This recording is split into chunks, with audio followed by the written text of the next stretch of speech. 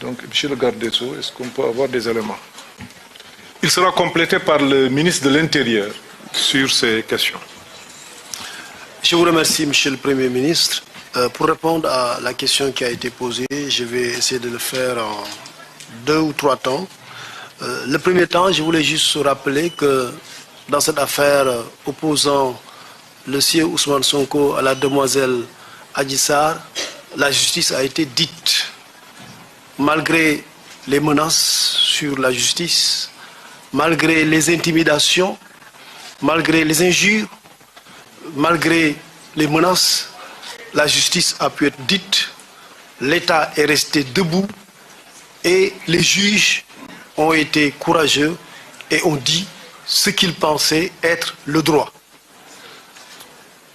Deuxièmement, il y a une décision qui a été rendue le 1er juin passé et cette décision, il faut souvent la rappeler parce que les gens souvent ils lisent la décision, ils parlent de la décision sans donner le dispositif. Je rappelle, je vais y revenir tout à l'heure, que pour l'instant, la décision elle-même n'est pas disponible. Parce que vous n'êtes pas sans savoir que dans les habitudes et pratiques judiciaires, il arrive que les juges, les tribunaux et cours sortent une décision de justice, proclament le dispositif, c'est-à-dire les décisions ou la décision qui a été prise par le tribunal ou la cour, et se donnent le temps de rédiger l'intégralité de la décision. Donc l'intégralité de la décision n'est pas encore disponible. Mais il y a bien actuellement une décision de justice, un dispositif. Et que dit cette décision? Donc d'abord que la Cour dit, par ses motifs statuant publiquement contradictoirement contre Adji Raby Sarr et Ndeye Khady Ndiaye et par contumace à l'égard de Ousmane Sonko. Ça veut dire que le sieur Ousmane Sonko ne s'est pas volontairement présenté.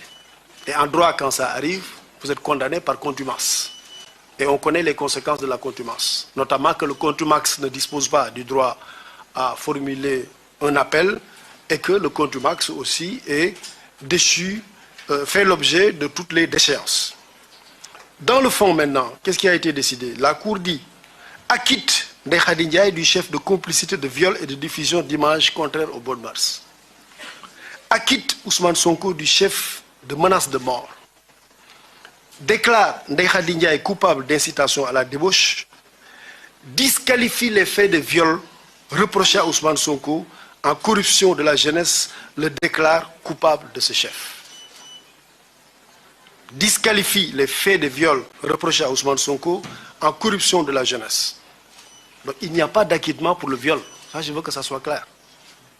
Il n'y a pas d'acquittement pour le viol.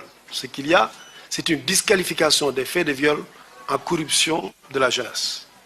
Et la corruption de la jeunesse est une disposition, une infraction prévue par le Code pénal du Sénégal,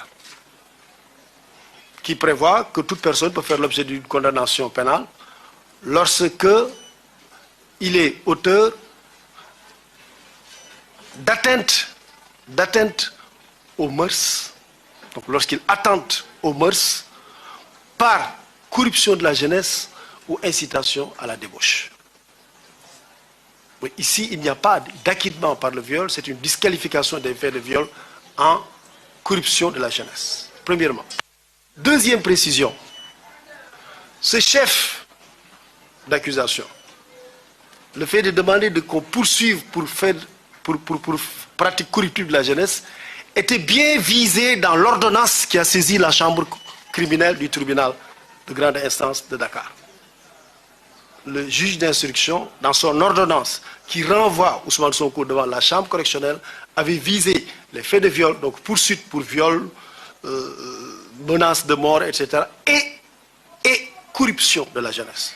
C'est un document qui existe, tout le monde peut le lire, tout le monde peut le consulter. Parce que souvent, pourquoi je tiens à dire ça? Parce que souvent les gens disent, mais pourquoi on l'a condamné pour quelque chose qui n'était pas visé? Eh bien, c'était visé. C'est ça la réponse. Dans l'ordonnance de renvoi, il y avait bien donc poursuite pour viol, mais aussi poursuite pour corruption de la jeunesse. Ce n'est pas quelque chose que le juge a sorti de son chapeau ou de sa manche. Non, pas du tout. C'était bien prévu dans l'ordonnance de renvoi de Ousmane Sonko devant la chambre criminelle. Cela dit, maintenant je vais terminer, Monsieur le Premier ministre, par donner juste quelques indications sur l'exécution de la décision de justice. Autrement dit, la question qui a été posée, à savoir pourquoi Ousmane Sonko n'est pas encore arrêté. Je pense que la question est revenue 2 fois. Premier élément de réponse, il faut que la décision lui soit notifiée. Il faut que la décision lui soit notifiée. La décision est en cours de réaction par le juge. Et lui, il ne nous appartient pas de dire au juge, allez, faites vite pour votre décision. Non, c'est la justice sénégalaise qui fonctionne. Elle est indépendante. Elle fonctionne à son rythme. Donc, il faut que la décision soit disponible. Lorsque la décision est disponible, il faut qu'elle lui soit notifiée. Une fois que la décision lui est notifiée, deuxième étape, lui-même, le condamné, peut se constituer prisonnier. Ou alors, le parquet, qui a la charge d'exécuter la décision de justice, peut l'arrêter et l'amener en prison pour exécuter la décision de justice. Donc, 2 possibilités, je répète. Lui-même se constitue prisonnier, ou alors le parquet exécute la décision et va le prendre pour l'amener en prison.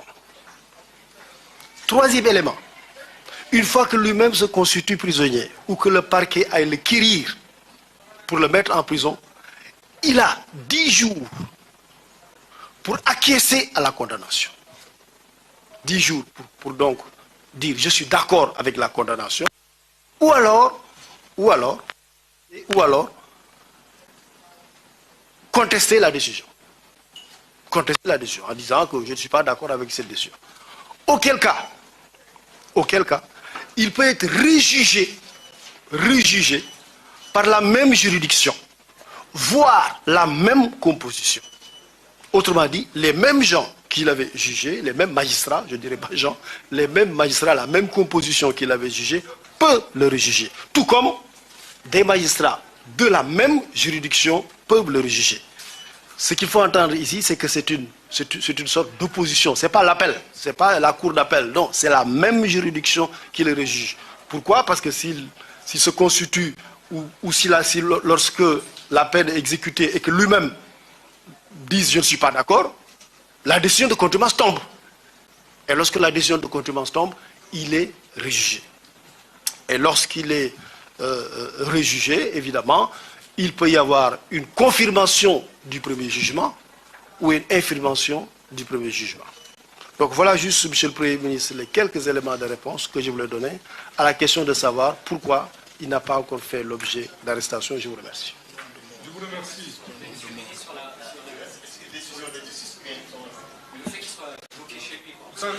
On revient. Laissez-nous organiser la conférence de presse. Donc je viendrai tout à l'heure sur cette question.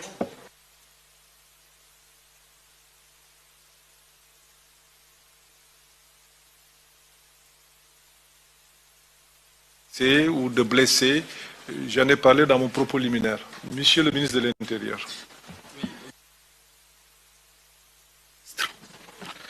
Je voudrais donc